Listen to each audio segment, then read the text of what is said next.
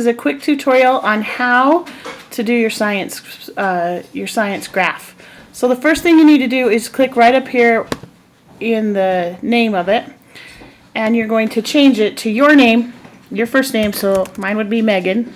Put your last initial, and then graph and the year. And I'm doing this in 2015. Then you're going to share it. So you click on the share, and you're going to share it with me. Okay.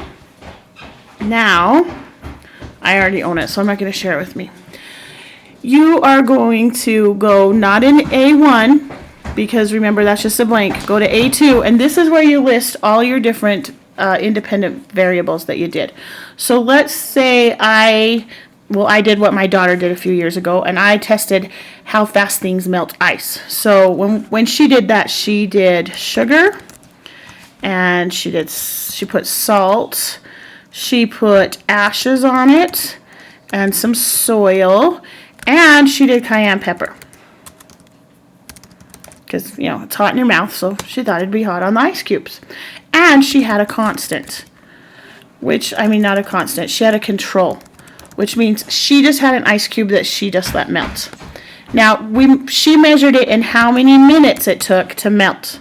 So up here in B1, you're going to you're going to put in the dependent variable. So minutes to melt. Now, she timed it, and down here in the rest of this B column, you're going to put your data, the numbers. You can't do something like 48 minutes because the sheet won't know what to do with it when you try to tell it to make a graph. You just have to put a number. So 48. And I'm just making up these numbers. I don't really remember what they were, okay? So we'll say salt was 35. Ashes we'll say was 87. Soil we'll say was 130 minutes. Cayenne pepper we'll say was 176 minutes. And we'll say that the control was 159 minutes. Now, I've got all of the information in this data chart. So I'm going to start at A1, and you hold down the mouse button and you highlight all of it. Once you've got it all highlighted, you go up here to Insert, and then you go down to Chart.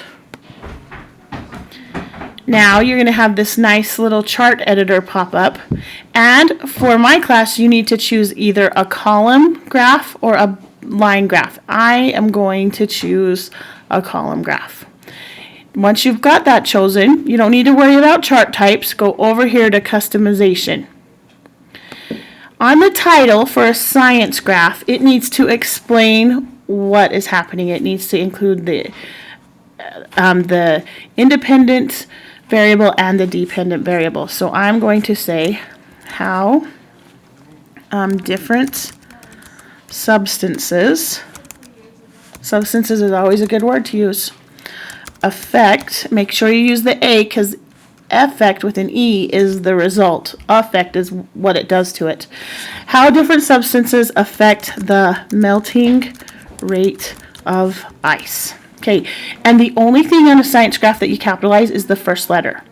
Now go right here to the font size, and you want this big enough the judges can see it, so you're going to change it to a 24. Then, I am only measuring one thing, and it's a little bit silly to have a legend when you only have one thing. Now, if you're measuring, let's say you are counting the different colors of M&Ms in a bag, and you did 5 bags, you're going to want a legend so that people know what the different colors mean. I don't need a legend, so I'm choosing none. Now you scroll down right here until you get to this axis. And the first one you want to do is horizontal. Change it to a size 15, and you have to describe what all of these are. So once again, you're going to do your independent variable, because independent variables should always be on the x-axis. Substances sprinkled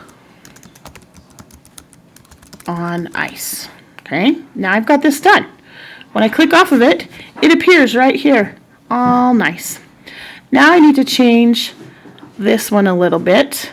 So to do that, I click up here on the axis again, and I choose left vertical. And I want it to be size 15.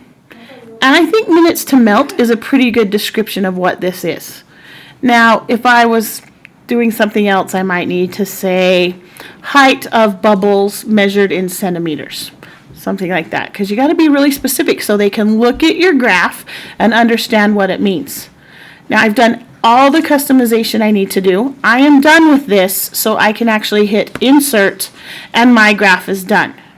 Now, sometimes the school's computers won't let you copy your graph, but you can always try it. You click right here on this little arrow, and if it says copy chart, you can click on that, and now you have a copy of your chart that you can paste into your planner. If your computer is one of the computers that won't let you do that, just let me know, and I will do it for you. All right? Thank you.